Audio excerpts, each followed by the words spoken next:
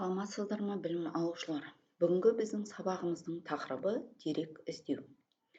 Жоспар бойынша ғылыми еңбектерді іздеу, ғылыми мақалаларды іздеудің бағыттары, ғылыми дерек қорлармен жұмыс жасау бойынша қарастыратын боламыз.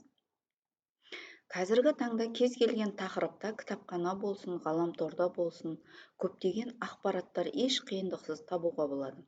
Дегенмен осы көп ақпараттардың ішінен білім алушы өзіне қажетті ақпаратты дұрыс таба білуі және оны қолдана білу өте маңызды жайттың бірі болып табылады.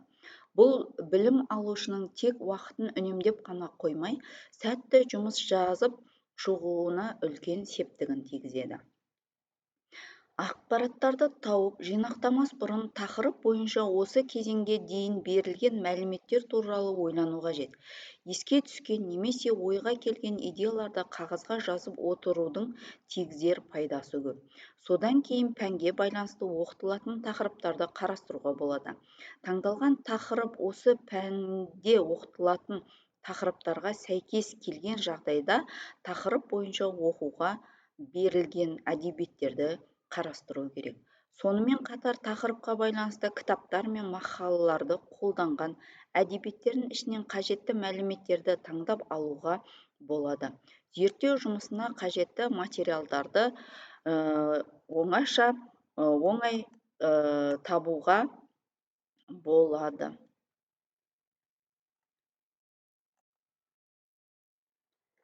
Тақырыпқа байланысты материалдарды іздегенде ғаламтор көздерін пайдаланған жөн. Мысалы, Google арқылы Википедия сайтын кіріп, көп мәлімет табуға болады. Дегенмен олардың сенімділігіне көз жеткізу қажет. Әдетте жақсы материалдарды жинау үшін мынандай жайттарды ескеру керек.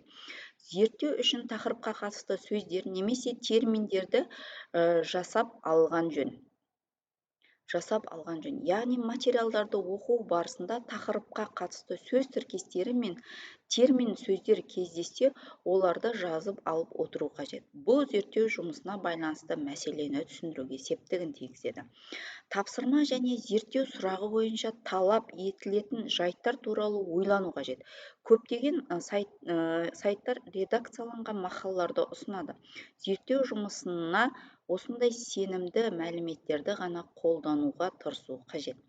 Зерттеу жұмысының қолданған әдебиеттері құнды болғанын ескерген жөн. Google Scholar сияқты академиялық бағыттағы материалдарды жинастыратын сайттар, яғни сілтеме жасалғаннан қанша адамның материалдарын қолданғанын көрсетеді. Жұмысқа сілтеменің көп жасалуы оның құндылығының жоғары екендігін байқатады. Зерттеу материалдарын жинау да зерттеу де жұмыс болып табылады. Материалдарды жинау барысында әркім өзі қалыптастырған әдістерді қолдануы мүмкін. Ең бастысы материалдарды жылдам жинап, оның алдындағы зерттеу жұмысқа қалай қолдану жағын ойластырған жөн. Дегенмен материалдарды қарастыру барысында кейбір мақалалардағы мәліметтер ескі болуы мүмкін. Сондықтан мәліметтің қашан жарияланғанына да көңіл бөлген абзал. Библиографиялық әдебиет тізімін құрастыру ғылыми зерттеу жұмысына алынған тақырып, оған қатысты проблемаларға шығармашылық көзқарас. Зерттеу жолындағы ізденістерді ғылыми және әдіснамалық тұрғыда дұрыс талдай білу, тақырыпқа сай қажетті ғылыми және танымдық сипаттағы материал жинастыру жолдары келесідей бөліктерден тұрады. Әдеби қорларда жұмыс жасау, мұрағаттар мен әдеби мұражайларға жұмыс жасау және кітапханадағы жұмыс түрлері. Сонымен бірге диссертациялық еңбектермен танысу, ғаламтормен жұмыс жасау, библиографиялық тізімдермен, яғни картотекамен жұмыс жасау, кітапханалық абонементтермен жұмыс түрлері болып бөлінеді. Әдебиеттерді жинау алдында библиографиялық көрсеткіш құрастырылады. Бұл үшін библиографиялық басылым, индекстер, пәндік және авторлық көрсеткіштер пайдаланылады. Сондай-ақ кітапхана библиографтарынан көмек сұрау керек.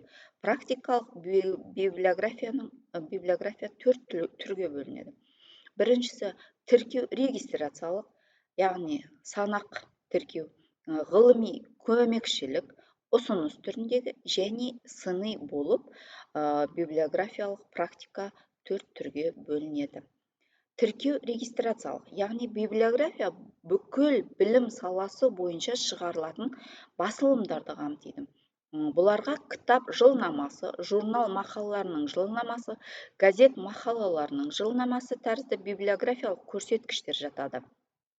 Ғылыми көмекші библиография өте ауқымды, ол шетел әдебиеттерін де қамти алады.